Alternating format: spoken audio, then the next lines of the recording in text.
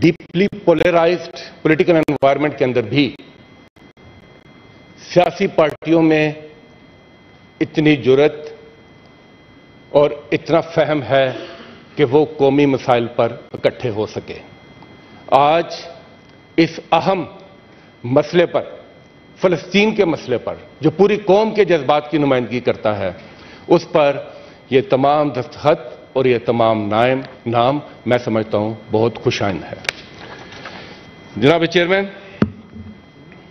आज एक मरतबा फिर इजराइल ने एक जालिम, सफाक और दहशतगर्द मुल्क होने का सबूत दिया है। एक ऐसा मुल्क, एक ऐसी रियासत और एक ऐसी क़यादत और एक ऐसा नजरिया जो सहूनी रियासत के क़याम के लिए ना किसी इंटरनेशनल लॉ की परवाह करता है और ना ही उसके यहां इंसानियत की कोई कदर या अहमियत है। जनाब चेयरमैन, 3 हफ्तों से इस सो कॉल्ड मुहज़्ज़ब दुनिया के सामने गजा के अंदर जो हो रहा है वो इस बात का तकाजा करता है कि या तो ये खुद को मुहज़्ज़ब दुनिया कहलाना छोड़ दें या फिर डिक्शनरी में मुहज़्ज़ब होने के मायने को तब्दील करें। जनाब चेयरमैन, एक छोटे से खित्ते के अंदर 20 लाख के करीब फलस्तीनी, गालबन ये गुंजान तरीन इलाका होगा दुनिया का, जो ऑलरेडी एक ओपन जेल है, जो ऑलरेडी मफसूर था, वहां पर जो इस्राएली बर्बरियत, जारहियत, सफाकियत और मुनज़्ज़म नस्ल कुशी का सिलसिला जारी है, उसकी न सिर्फ भरपूर मज़म्मत करनी चाहिए बल्कि दुनिया को उसकी मज़ाहमत भी करनी चाहिए। जनाब चेयरमैन, क्या है जो वहां पर आज नहीं हो रहा?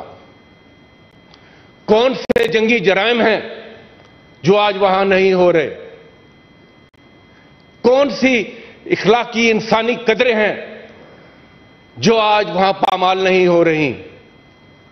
कौन से क़वानीन हैं जिनकी धज्जियां नहीं उड़ाई जा रही? एक तरफ हम देखते हैं कि फास्फोरस बम तक का इस्तेमाल होता है और दूसरी तरफ अस्पतालों को निशाना बनाया जाता है। ज़माना जाहिलियत में भी अस्पताल और इबादत गाहें उनको महफूज मकामात करार दिया जाता था और हम आज की सदी में तमाम हदें अबूर कर चुके हैं। चेयरमैन साहब, 8,000 से ज्यादा शहादतें हो चुकी हैं और हर गुजरते हुए लम्हे इनमें इजाफा हो रहा है। तकरीबन निस्फ 4,000 के करीब सिर्फ बच्चे शहीद हो चुके हैं। मेरा सवाल यह है कि खाक में लिथड़े हुए और खून में नहलाए हुए ये मासूम बच्चे, इनके लाशें क्या आलमी ज़मीर के लिए ताज़ियाना है कि नहीं है? कहां है वो ह्यूमन राइट्स की ऑर्गेनाइजेशन? कहां है जो कि अगर एक भूखी बिल्ली के लिए बिला उठते हैं? और यहां पर जो आखो फगा है, जुल्म बर्बरियत है, उनकी खामोशी वो टूटने का नाम नहीं लेती। जनाब चेयरमैन, लंबी दास्तान है। इन 3 हफ्तों के अंदर इंसानियत कुश और फलस्तीनियों की नस्ल कुशी की एक लंबी दास्तान है। फलस्तीनी तो आज अपने खून का खराज देकर अपनी धरती के साथ वफा निभा रहे हैं, मगर आलमी दुनिया, ये बड़े बड़े इंसाफ के ऐवान, उनके लिए सवाल छोड़े जा रहे हैं कि उनकी क्या अहमियत रहेगी, उनकी क्या कदर रहेगी। जनाब चेयरमैन, वहां पर पानी, खुराक, अद्वियात, बिजली, मुआसलात, किसी किस्म की کوئی رسائی نہیں اور ایک بڑا انسانی المیہ جنم لے رہا ہے۔ دوسری طرف ہم دیکھتے ہیں کہ اقوام متحدہ کے سیکرٹری جنرل، ان کے بیان خوشائند ہیں، مگر ان کے بیان اور جنرل اسمبلی کی قرارداد کے باوجود وہاں پر کسی قسم کا کوئی عمل نہیں ہو رہا۔ سلامتی کونسل جس کی ذمہ داری ہے، میں جنگ بندی کا لفظ استعمال نہیں کروں گا، وہ کسی نے بڑا خوبصورت جملہ کہا تھا کہ تلوار اور گردن کے درمیان جنگ نہیں ہوتی، صرف قتل ہوتا ہے۔ یہ قتل عام ہے، یہ جنگ نہیں ہے، یہ یک طرفہ قتل عام ہے، یک طرفہ نسل کشی ہے۔ اور سلامتی کونسل جس کی ذمہ داری تھی، وہاں پر صرف مفادات اور بڑی طاقتوں کی اجارہ ہے۔ اور اس نے سوال اٹھائے ہیں سلامتی کونسل کی افادیت کے اوپر بھی۔ اب وقت آ گیا ہے کہ اس کے رول کو بھی ریوزٹ کیا جائے، اس کے دائرہ کار کو بھی بڑھایا جائے، اس کو بھی زیادہ ریپریزنٹیٹو بنایا جائے اور ویٹو جیسے غیر جمہوری ہٹکندوں کے بجائے اس کو جمہوری اصولوں کے اوپر چلایا جائے۔ جناب چیئرمین، یہ تمام واقعات کھل کر ان ڈبل سٹینڈرڈز کی نشاندہی کرتے ہیں، جہاں خون کا رنگ تو ایک ہے مگر نسل کی بنیاد پر، مذہب کی بنیاد پر، مفاد کی بنیاد پر تفریق ہے، سٹینڈرڈ فرق ہے۔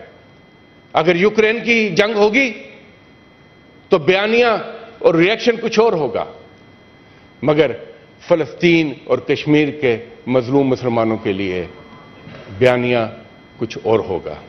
یہ ڈبل سٹینڈرڈز پہلے بھی تھے مگر اب یقیناً یہ کھل کر سامنے آ گئے۔ مگر اس کے ساتھ ساتھ یہ بھی واضح ہونا چاہیے کہ یہ جو بربریت اس وقت غزہ کے علاقے میں ہو رہی ہے، یہ یہاں تک محدود نہیں رہے گی۔ اس کے عالمی امن پر بھی دور رس اثرات مرتب ہوں گے۔ اس کا سپل اوور باقی کئی ممالک کو بھی اپنی لپیٹ میں لے سکتا ہے۔ اس کے معاشی اثرات بھی ہوں گے، اس کے سیاسی اثرات بھی ہوں گے۔ جناب چیئرمین، آپ نے دیکھا کہ تیل کی قیمتیں ہوں، بین الاقوامی تجارت ہو، یہ سب اس سے افیکٹ ہوں گے۔ جیو پالیٹکس افیکٹ ہوگی اور وہ جو ایک فلسطین کے ساتھ تعلقات بڑھانے کا، فلسطین کے ساتھ دوستی کرنے کا بخار تھا، یقیناً اس میں بھی کچھ کمی آئے گی۔ جہاں تک اسرائیل کے ساتھ جو تعلقات کی بات ہو رہی تھی، اس میں بھی کمی آئے گی، کیونکہ اسرائیل کا اصل چہرہ سب کے سامنے کھل کر آ چکا ہے۔ اور جہاں تک پاکستان کا تعلق ہے، جناب چیئرمین، پاکستان کی ارض فلسطین سے ایک گہری وابستگی، جذباتی وابستگی ہے۔ یہ سرزمین ہے انبیاء کی، یہ مسکن ہے مقامات مقدسہ کا۔ ہمارا بیت المقدس سے تعلق لا الہ الا اللہ کی بنیاد پر ہے، ہمارا ان سے تعلق اصول کی بنیاد پر ہے، ہمارا ان سے تعلق اٹوٹ ہے، کسی عرب اور عجم کا مسئلہ نہیں ہے۔ اور پاکستان تو اپنے قیام کے ساتھ فلسطین کا کاز لے کر چلا تھا۔